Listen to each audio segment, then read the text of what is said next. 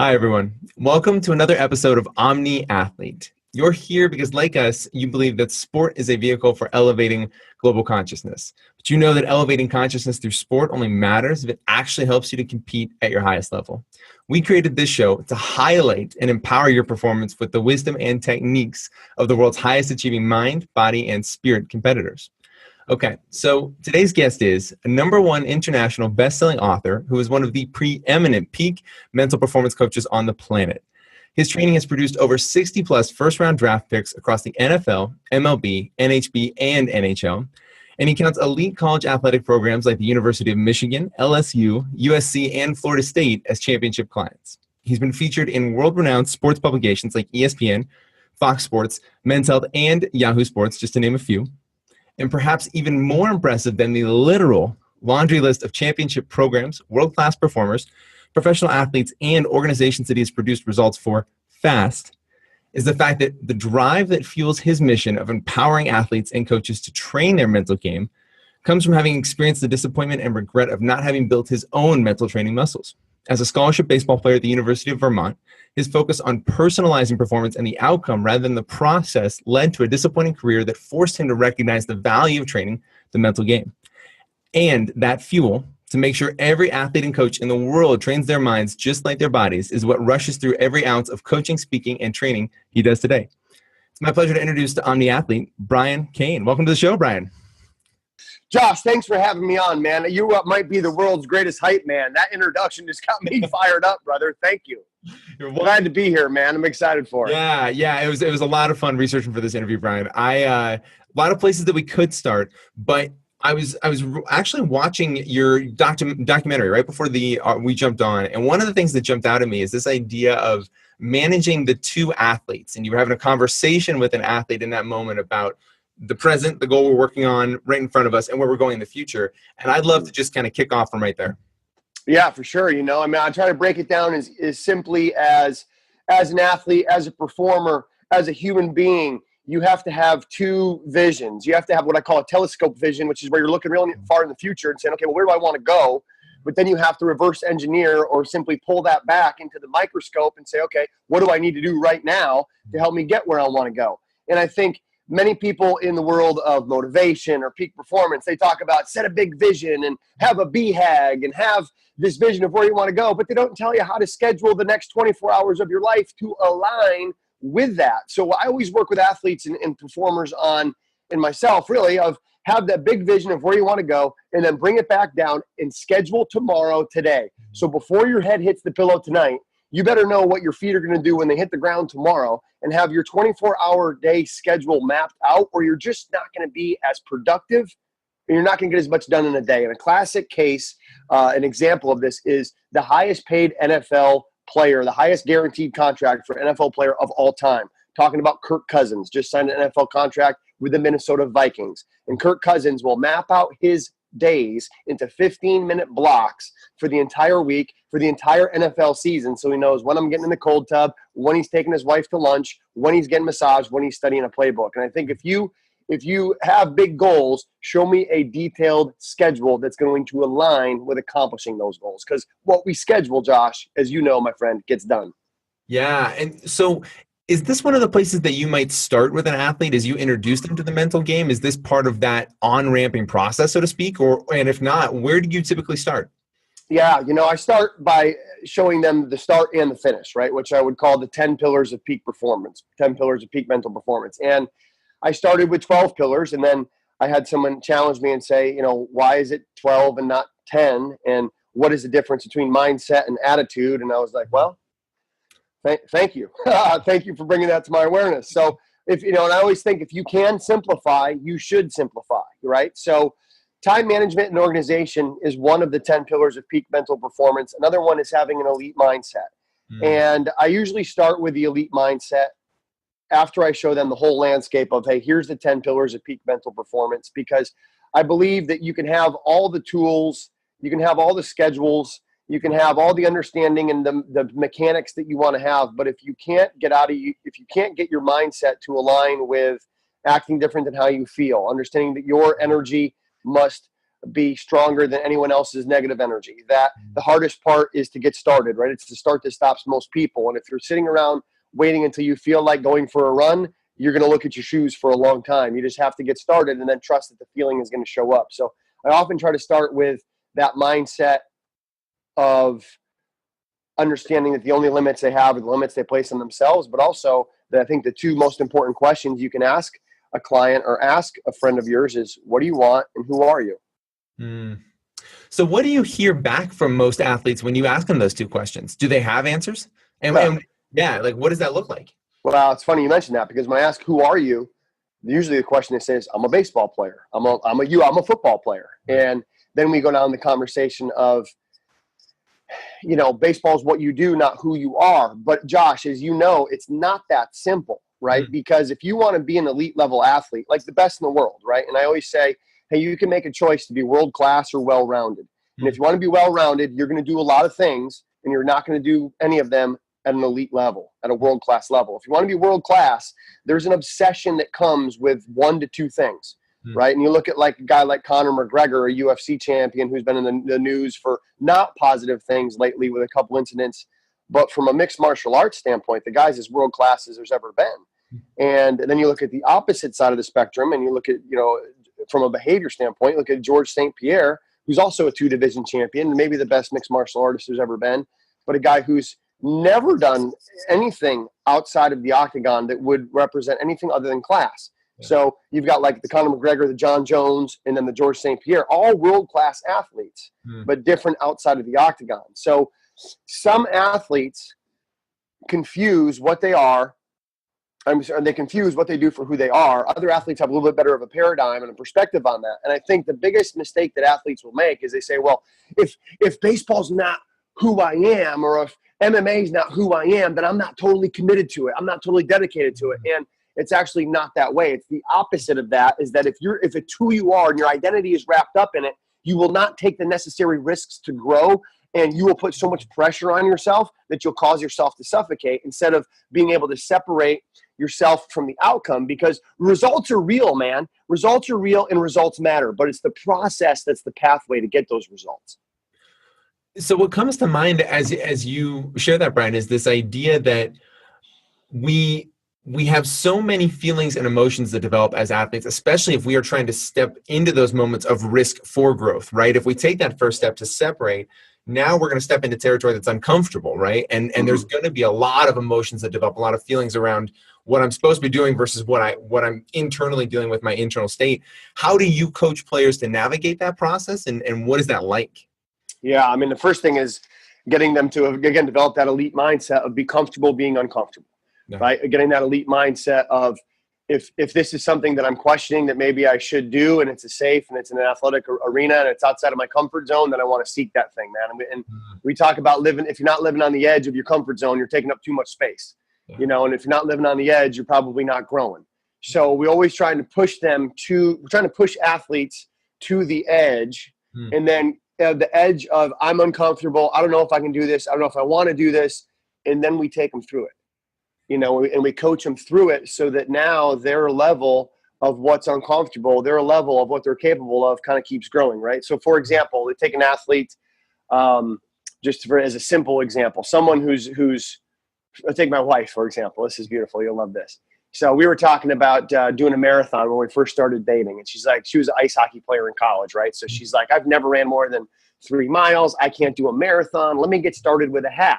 So I'm like, having done a couple marathons, I go, you could show and go right now and do a marathon. Like, you're a really good athlete and you push and you got the right mindset and you're healthy. Like, you could do it. So we go for a run. I'm like, let's just go do 6. Let's do half of a half and see how you feel. So we go and doing 6. Every 2 miles we do, I tell her we did 1, and I'm intentionally not talking to her during the run, and I'm behind or I'm in front and the whole thing. So we get to like 12 and she goes, how much more do we have? I'm like, Aaron, hey, we got like a quarter mile. We're almost there. Come on, let's get to that bridge. So we run to the bridge, and I'm like, my watch must be off. We got like another 10th. Come on. And we keep going, right? And we finish, and she's like, oh my God, I can't believe that was so hard, blah, blah, blah. And we're walking, and I just show her my phone, and I go, hey, you just ran your half marathon. Let's go sign up for a full one. Right? So she signed, because I knew she could do it. I would never take someone on that path if they couldn't do it.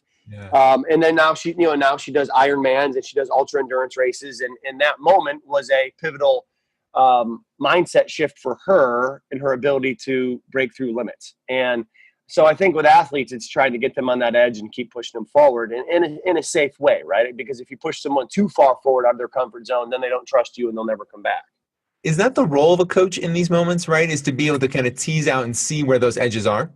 I mean, it's part of a role for sure. I mean, there's many roles that you play as a coach, and sometimes it's to pull them back off the edge because they're going too far, and that was kind of my experience, as you alluded to in the introduction, as a college baseball player. Was I was too far over the edge because I would have done anything to be successful in baseball. And there's that study of Olympic athletes. I can't think of the researcher that did it, but there was a study where they said, as an Olympic athlete, if you took this pill and you were guaranteed to win a medal, but you would die in 6 years, would you take the pill? And like 90% of them would take the pill. And, that just shows, as an athlete, a lot of people, their identity is wrapped up in what they do. And that if they don't succeed, they see themselves as a failure. And, there is and I'll tell you, it's not as clean and easy, man. And so many people make it sound clean and easy as that separate who from the do. And it's not that easy, man, because for you to be world-class and push through what you have to push through to get to be world-class, there has to be an element that's wrapped up inside of you that if I don't get this workout done, I'm a failure. I'm a turd. I'm a zero, but I'm going to go get it done because I'm not that, and you have to have that kind of internal dialogue. Not everybody, but a lot of people, that's the way that they're wired, and that's why I think there's such a disconnect in this field of mental performance at the highest level, because sometimes I think you've got these elite level athletes that are so driven, that are so committed, that are working with people that have been studying academic sports psychology or academic performance related, have never stepped in the arena themselves. And there's such a disconnect because people are going to listen to you before they listen to what you have to say. So two things that come to mind. One is, as a coach, if I'm just entering the mental training space personally, right? If this is relatively new territory for me, is my first step to bring somebody in who is a professional like yourself, right? Is my first step to say, let me not try to bring theory into my world, but let me find somebody that has practice. And let's start there, and then I'll ask my follow-up. Yeah, I mean, the first thing you want to do is find a mentor, and find a mentor who's been where you want to go, who has been where you are, and learn from their experience. There's two types of experience. There's what we call expensive and inexpensive experience. And expensive experience is I make the mistakes myself and then I learn. Inexpensive experience is I have a mentor who's made a ton of mistakes, and I've made a ton of mistakes and had a ton of teams that lost, right? For every team we talk about that wins a championship, or every guy that got drafted, there's 10 that didn't, and I'll be the first one to say that. And learning from those experiences. And, Josh, I had the blessing, I don't know what else to call it other than a blessing, to be in grad school with a guy named Ken Ravizza. And Ken Ravizza, the godfather of sports psychology, 2002 and 3. I'm in his graduate program at Cal State Fullerton after picking up his book July 4th, 2000 at a Barnes & Noble in Boston. And I sent him an email. And that one day, that email changed my life. Ken Ravizza was the first guy I called when I proposed to my wife. He was a guy asked to be the best man at my wedding, and he just unfortunately passed away July 8th of 2018. So my mission is to take the torch that Ken lit for 40 years of sports psychology and peak performance, and that he instilled in me as one of his students and his mentors, to take that and pass that to other people. So I would say for people that are looking to get into mental performance, that are coming out of a graduate program, that are looking to get into it, man, reach out to people in the field and start with me, man, because my life is dedicated to helping people in this profession to get to where they want to be. And I can tell you, Josh, it's sad how many emails or phone calls that I get from people that are coming out of a master's program. For example, one of my friends just, finished his master's at TCU. He's spending $45,000 a year to get a master's degree. I said, hey man, in 2 years of a sports psychology master's, how many times did you see one of your professors work with a coach, athlete, or team and get to observe? 0. So you know what he did? He got someone speaking a damn textbook to him for $90,000 over 2 years. It's just not right, man. The field's messed up. It's not right to do it that way. You can get the research by reading a book. You don't need to go spend $90,000 on a degree, Just get a mentor who's going to show you what to do and do it the right way, and then go serve people. What was your journey like early on as you stepped into this process? I know you were both athletic director at the high school level, coach. So what was that first kind of foray into, wow, if we really focus on the mental side, at least with the same level of energy as the physical side, something beneficial is going to happen? What were those first few steps for you? Well, it was real clear. I mean, July 4th, 2000, I picked up the book Heads Up Baseball. I had been a tremendous failure in my college baseball career. And I read that book, and just a simple tweak from focusing on, instead of trying to get an outcome, like let's say in baseball as a pitcher, instead of trying to get someone out, just execute a pitch. Instead of trying to finish the race, just get to the next step, right? So really breaking it down into the most minute microscope of one step at a time to help you get where you want to go, and identifying that process to get you to the outcome, identifying what you can control and choosing to focus on those aspects of performance instead of what you can't control.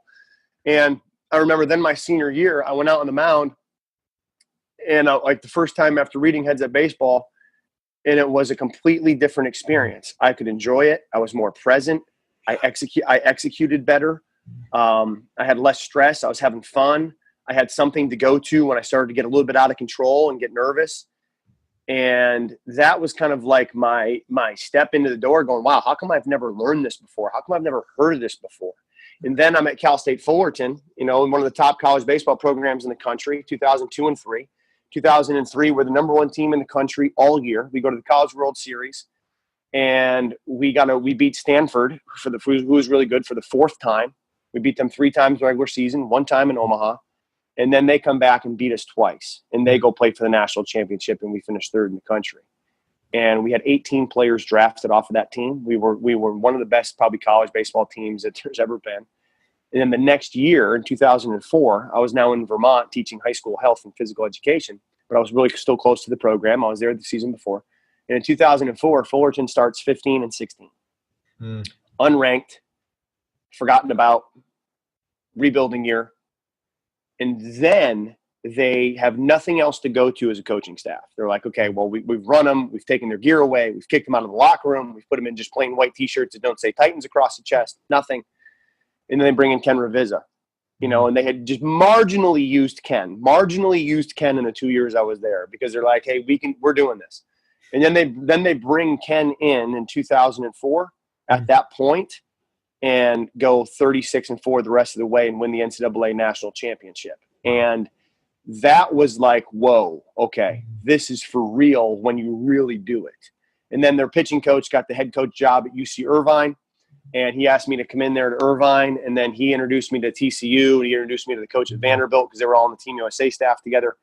So that baseball side of things started taking off. And then where I really saw it was UFC 69 in Houston, Texas. George St. Pierre is defending his 170-pound title for the first time against a guy named Matt Serra. I don't know if you remember this fight, being a martial arts guy, but St. Pierre had just won a title. He's the number 1 pound-for-pound guy in the world, and he's fighting a guy named Matt Serra, who won a reality show called The Ultimate Fighter. Right. So Matt Serra steps in the cage against St. Pierre, is the biggest underdog ever in the UFC in a title fight, and he knocks out George in the first round. And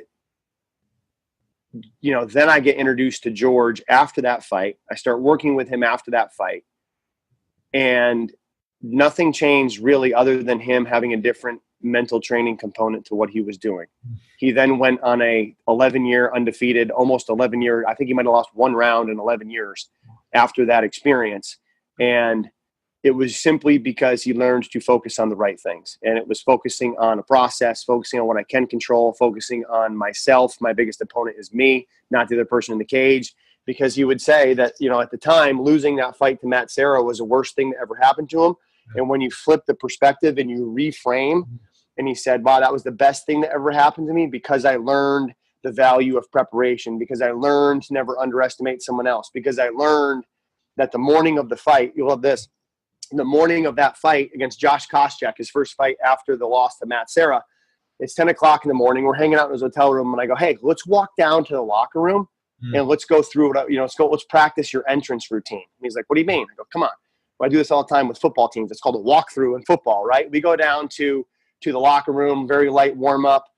I put his headphones in. It's crowd noise. It's his walkout song. It's Bruce Buffer introducing him. So make it as real as we can. And he goes walking from the locker room up into the cage. He's circling around the cage, just practicing what he's going to do that night. His coach is on the other side of the cage. They come out because in MMA, once the fight starts, then your training takes over. But you can lose the fight before it starts. And every athlete, I think, who's out there has lost the competition before it starts because their mind starts playing tricks on them or their focus gets off or whatever it is. So we did that 3 or 4 times. And I remember walking to the hotel afterwards. And this is a guy that's been a world champion. This is a guy that's been pound for pound the #1 fighter in the world. And we're walking up and he looks at me and he goes, Brian, I cannot believe that in all my years of mixed martial arts fighting, I have never done that. I will never fight again without doing that walkthrough. I feel so much more confident right now than I ever have before a fight because I know I've been in there. I've seen it. I know it's going to happen. I'm prepared physically, but now I'm prepared mentally. And now almost every single UFC fighter will go in and do their walkthrough, you know?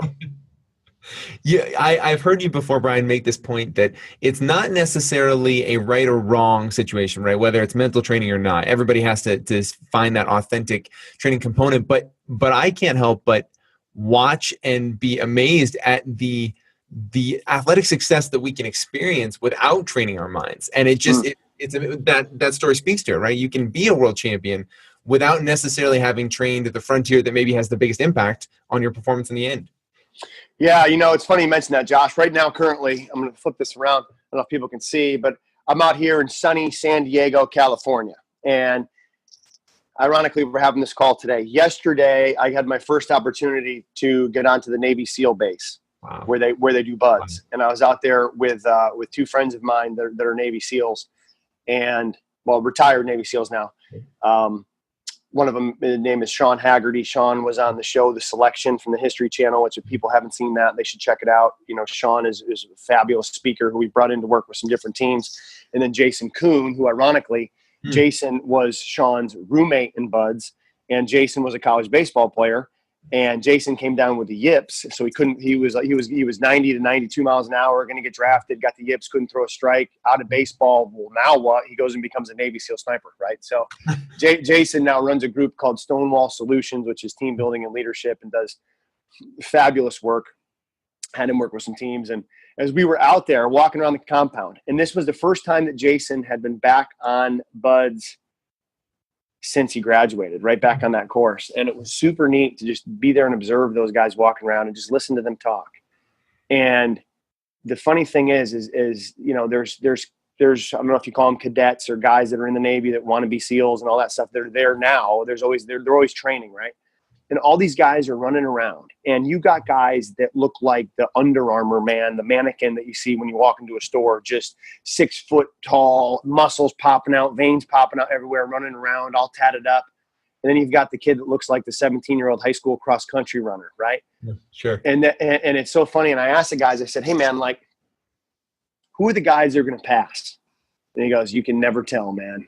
He goes, you can never tell. He says, when I went, and Sean Haggerty, you know, said, he goes, when I went through Buds, you couldn't see a muscle on me. I was 17 years old. I was the smallest and skinniest guy here.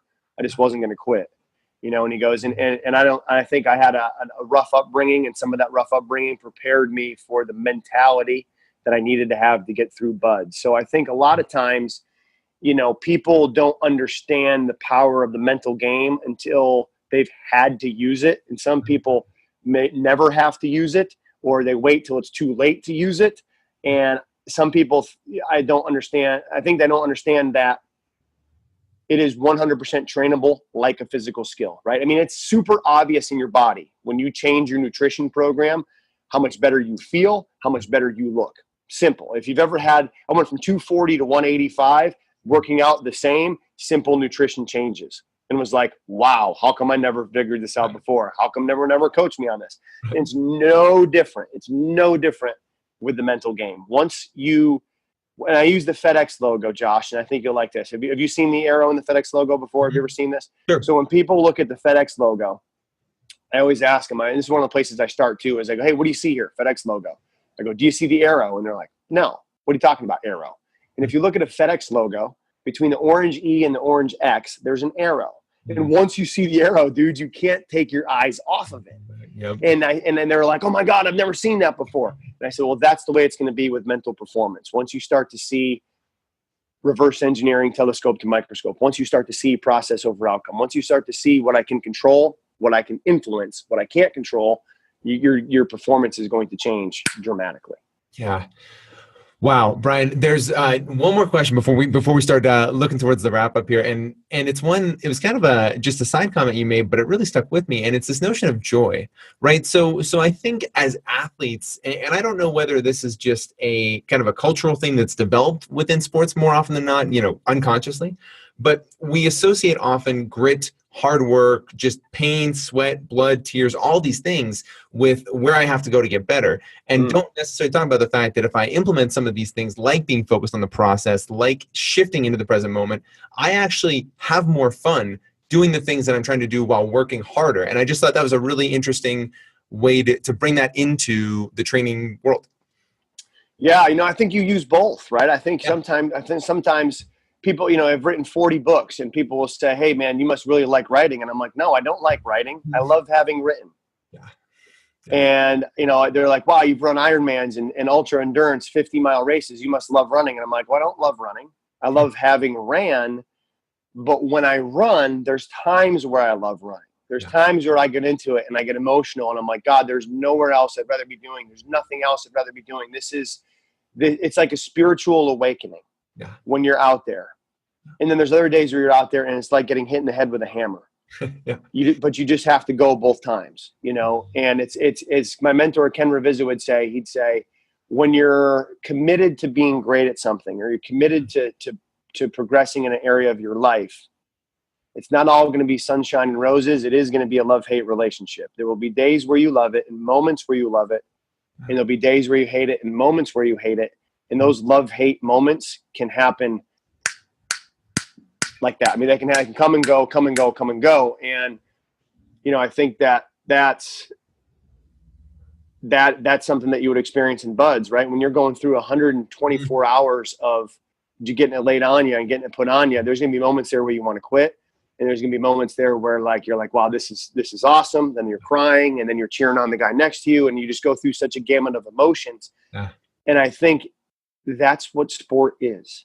That's why I do Ironmans. That's why I do the ultra endurance, is because you're able to get to a place spiritually, energy wise, emotion wise, and get to a place in life that you just can't get to without taking your mind, body, and soul there. And you have to take your body to a place it's never been. And you have to take your mind, and through that, you take your mind to a place it's never been. And through that, you have a clear understanding, I think, of who you are and your spirit that you just can't get to unless you're wanting to get to that level. Now that the level for, the level for me right now, it's like, okay, I've run 50 miles. I know I can do it.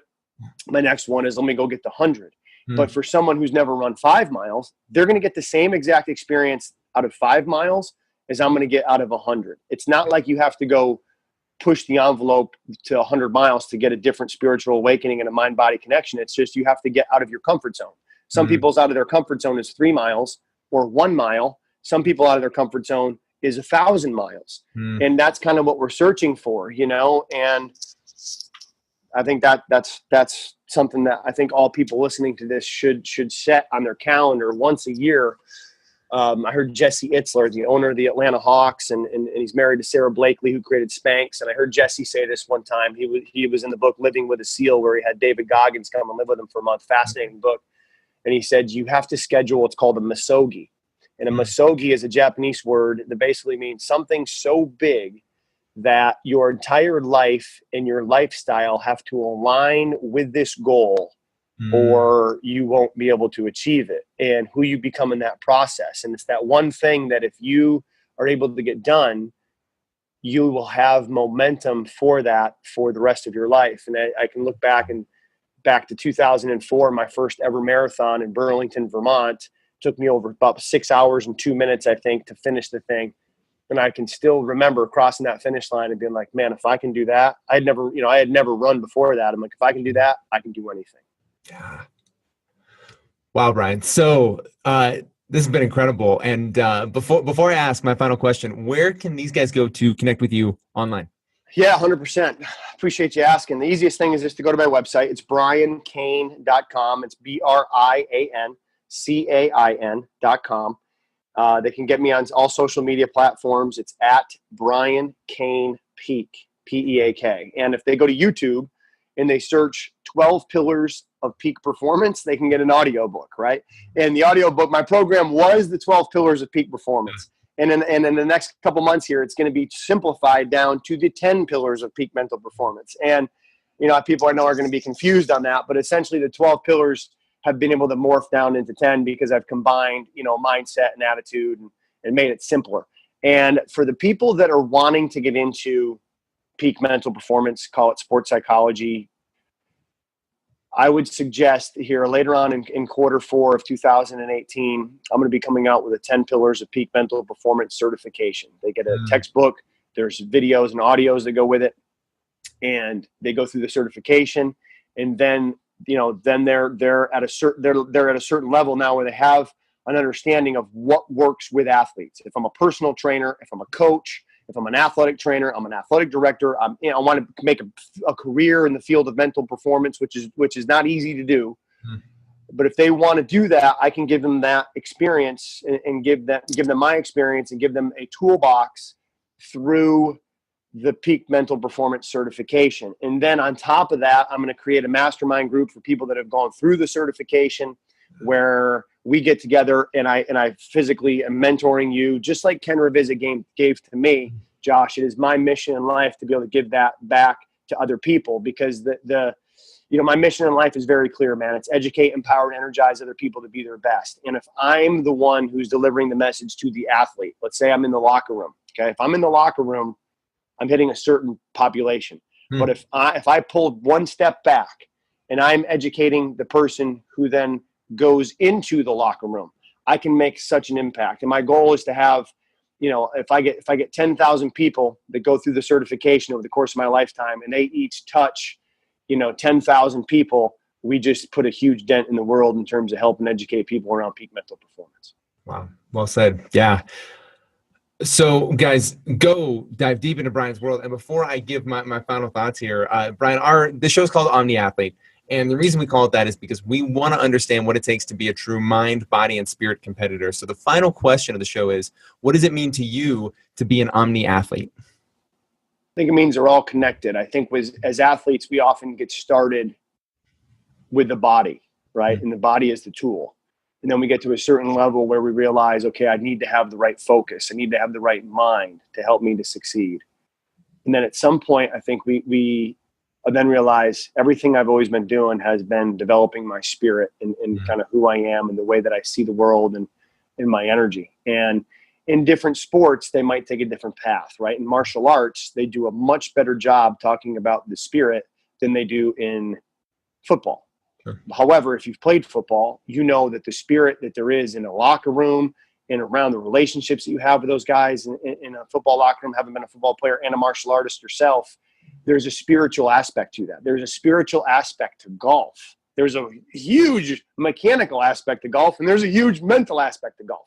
So they're all there. I think the spiritual one is the one that gets talked about the least. I think the mental one gets talked about a little bit more than that. And most of the time we focus on the mechanical because it's the easy one to see.